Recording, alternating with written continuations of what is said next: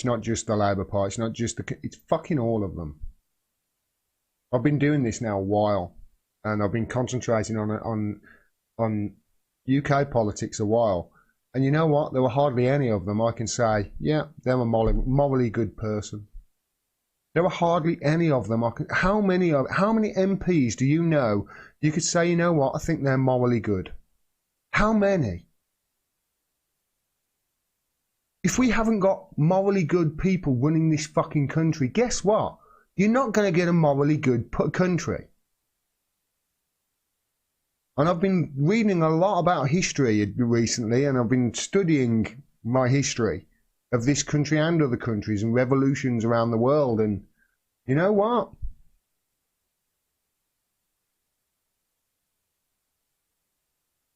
We're the bad guys. We're the bad guys.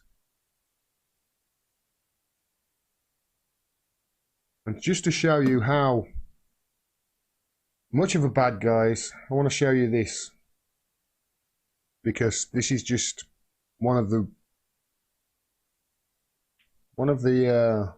pieces of information that shows you just how bad we are, because this is Pamela Anderson and Kristen Ramson. I can never say his name right, but I apologise, Kristen, who is the editor-in-chief of WikiLeaks, and they were Julian Assange's first visitors, other than his legal counsel, today, a month after he was arrested and dragged out of the Ecuadorian embassy. I'm going to play this. It was on Pamela Anderson's website. I'm going to play it all. It's 7 minutes.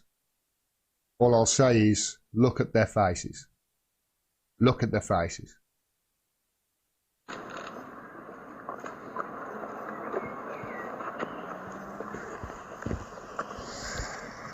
Hello, everybody. Hello. We can have make a short statement and take maybe a few questions. I think I speak for both of us that we are quite emotional after this first social visit that Julian has allowed after having been in here for a month. It is for me shocking to see my friend, an intellectual, a publisher, a journalist, a man that has transformed the world of journalism with his work, sitting in a high security prison, spending 23 hours a day in a cell, having half hour outdoor if weather allows, and half hour to do everything else. This is no justice. This is an abomination.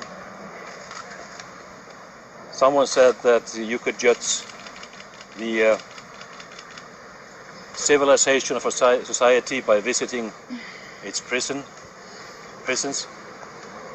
And frankly, I have to say from my heart that this visit did not reflect well on the society here. This must end. This will be a fight. I can say that Julian Assange is bent, but not broken. He's an extremely resilient person. And I want you to think about the fact that such resilience usually comes from the fact that he knows that he is innocent. He knows that he has done nothing wrong. He knows that he's being persecuted for the simple fact of doing journalistic work. That should be the message that you should relay to the general public. Thank you.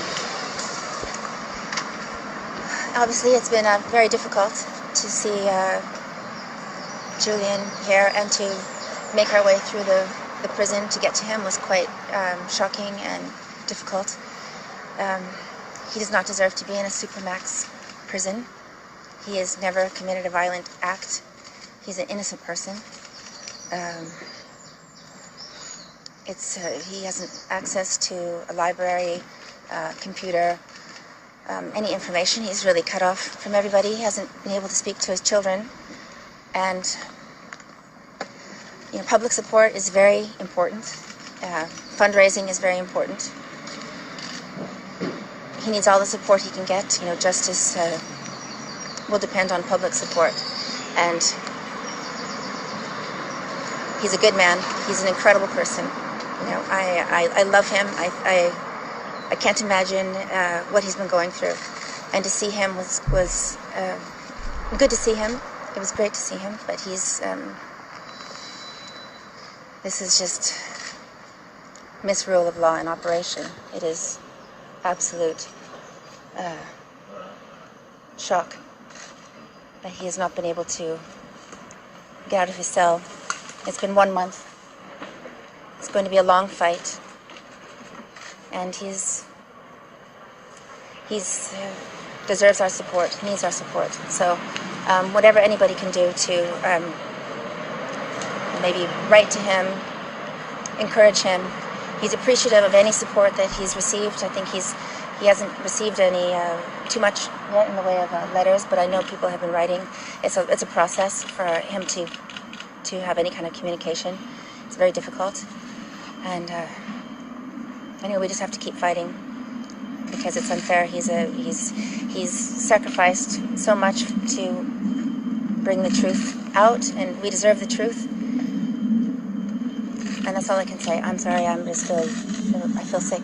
I feel nauseous. So maybe it's a couple of questions. Is there any questions? If they have any questions, or what sort of conditions is Julian in there? he is not in a. Of course, you have to take into account that the years and years that he was in the appalling condition in Ecuadorian embassy, especially the last year, where he was being basically harassed every day and everything done to make his life there miserable. So I mean, he has, as you could see in court, basically has lost weight. But his spirit is strong, and that's the most important thing. And we told him about our feeling that there is a growing support among the general public and the population, and he was heartened to hear that. And that gives him added strength. How tough is he finding it at Belmarsh? Obviously a high security prison, and he said last week that he's in a cell for 23 hours of the day. What's that like for him? What is it like for anybody to be in Belmarsh prison, especially when you are there because another country demands your extradition for journalistic activity? It's outrageous. I mean, technically he's there for skipping bail. That's why he's there. Technically he is there under conditions for seeking asylum, which is an international right. If he was simply serving that time, he would be allowed more visitors. He has not been able now to properly prepare his case, which is of course the most important fight to fight against the extradition to the United States. And of course the news came out this morning that 2 Reuters journalists were freed in Myanmar, a country which ranks 137th on the World Press Freedom Index. So why is it that Myanmar can free 2 journalists, but the UK finds so much difficulty in freeing Julian Assange? Well, that's a good question. You should probably ask that ask the UK government why that is. It's an excellent point. There's only a few seconds of that left, but there's an excellent point. Those 2 journalists have just been released from Myanmar. Our government is locking a journalist up there in our Guantanamo Bay for telling the truth. This is something that the BBC never fucking tell you. This is the BBC never fucking tell you. They never frame it like this. I've got a video that I'm going to do on it. But they, for instance, they talked. They even did an article, a full article, on Moreno's and Ecuador's accusations that WikiLeaks were surveilling them. They did a full article on that. Totally ignored that days before, Kristen Haramson had held a press conference showing and proving that WikiLeaks founder Julian Assange was under 24/7 surveillance, under total 100%, all of his time surveillance, including doctor's visits where he's getting, you know, if he's having a physical, you know, all recorded. They ignored that story, but published the story that Ecuador leaked without any proof, obviously, of it.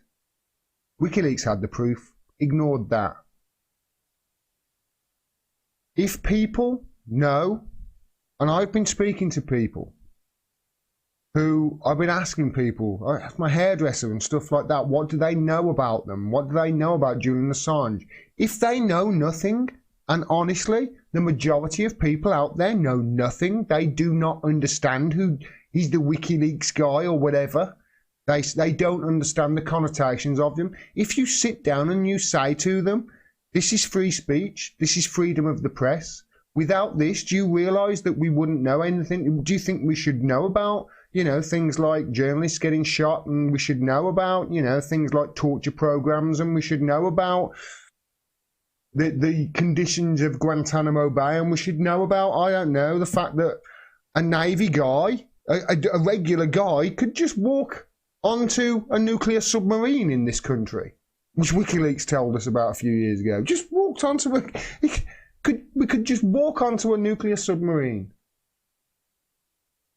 They provide a public service for the world. We wouldn't know anything about that. We wouldn't know about the spying. We wouldn't know about we wouldn't know about Hillary Clinton rigging the primary against Bernie Sanders. We wouldn't know any of it. This is how important it is. And once you tell people, they get angry. So start talking to people, start telling people. If you can, please do as Pamela said there, write a letter. I bought some stamps today so I can finally send that. And also, I'm going to send my second letter to my MP because she's ignored me twice. I want to get her on the record as to supporting Assange. You should too. Get onto your MP. Phone them. You can go on the website, on the government website, and actually get the office details. Give them a call. Be polite. So I want to find out where you stand on Julian Assange. I want to find out where you stand on freedom of the press. I want to know where you stand on journalists exposing war criminals, and then those same war criminals putting them in jail and saying nobody is above the law. Frame it like that. Get on to them. She's ignored me twice. I'm getting onto her again tomorrow. I'm going to keep sending a letter a fucking day if I have to until that woman actually responds to me. I suggest you do too with your own MP. Because you saw the faces of Pamela Anderson and Kristen there. They were horrified as to what they've seen. That's somebody they love. And if it's somebody you loved in there, pretty sure you'd be feeling as bad as they are right now. He's never, ever told us anything but the truth. He's got a 100% accurate reporting. No other journalism outfit out there can even come close to that. Please write to your MP, please write to Julian as well and show your support, and please start getting active as you can. Talk to people, tell them how important this is.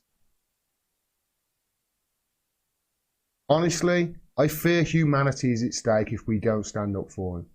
It's that important. If you like this video and you want to see more, please subscribe and click the bell below so you get a notification of when I drop further videos. If you click the links on the screen as well through to my website, you can find out ways to support me. I can't do this without your help, and I really do appreciate it. Thanks very much for all your support, and until next time, peace and take care.